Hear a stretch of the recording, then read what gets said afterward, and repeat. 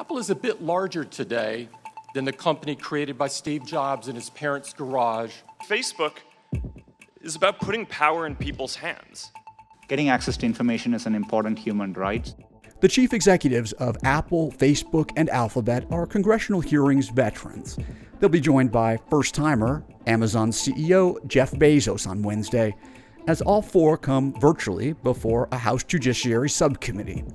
The topic this time is one that strikes at the heart of each of their companies: whether new laws are needed to rein in big tech. This is an unusual moment when we've got the CEOs of 4 of the 5 largest companies in America showing up at a hearing at the same time, testifying in a hostile environment about how they became so large and whether they acquired their dominant position in the market legally. The bipartisan investigation is looking at whether U.S. antitrust laws need to be updated. These online platforms are in some ways a new phenomenon, certainly new enough that they didn't exist when U.S. antitrust laws, which are decades old, were written. Some lawmakers say the tech giants are wielding excessive power over markets such as online retail, online advertising, and smartphone apps. Amazon dominates online retail with nearly 40% of U.S. online shopping occurring on its platform. Amazon, with a market value of about $1.5 trillion, is facing scrutiny over whether it unfairly uses its size and platform against competitors and other sellers on its site.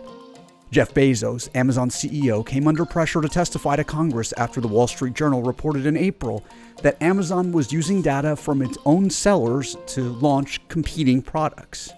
Amazon says it strictly prohibits its employees from using seller data to determine which private label products to launch. Wednesday's hearing will be the first time the world's richest man testifies before Congress. It will be a new experience for him, and it'll be interesting to see how he responds. Lawmakers are expected to challenge Amazon's contention that its business practices don't drown out competitors. Bezos, in the opening statement he released, says Amazon accounts for less than 4% of retail in the U.S., and unlike industries that are winner-take-all, there's room in retail for many winners. Bezos' testimony comes as the Federal Trade Commission, along with some states, is probing whether Amazon's practices hurt competition. Apple's CEO Tim Cook is expected to defend how his company's App Store operates. It generates about $15 billion in annual sales for Apple.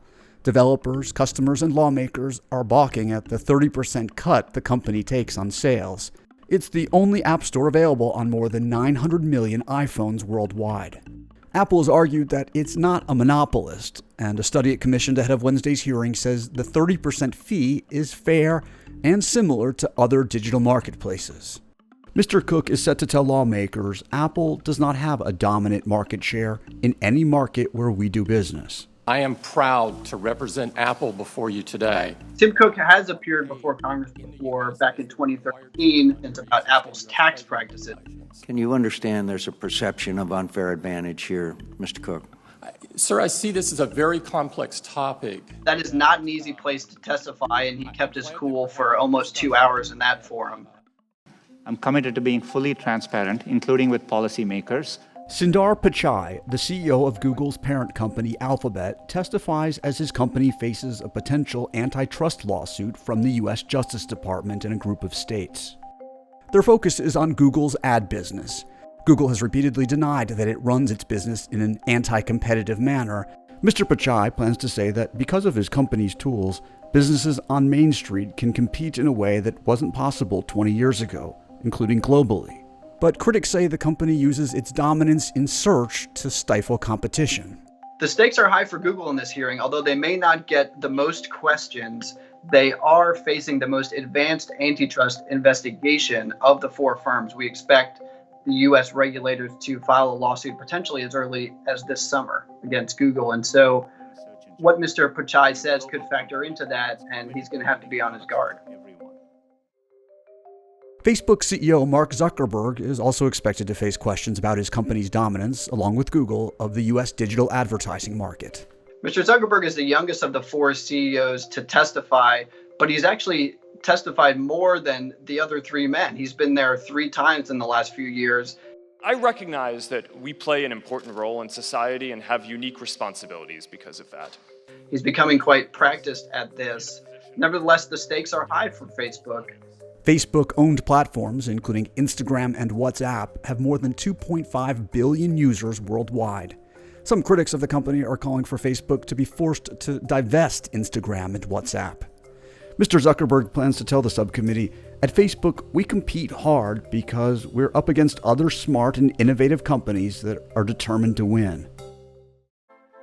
The four tech titans appear to be on the same page, arguing their companies innovate and don't unfairly dominate. It's hard to say that this hearing will lead to specific outcomes on its own, like a change in the law or an antitrust case against these companies.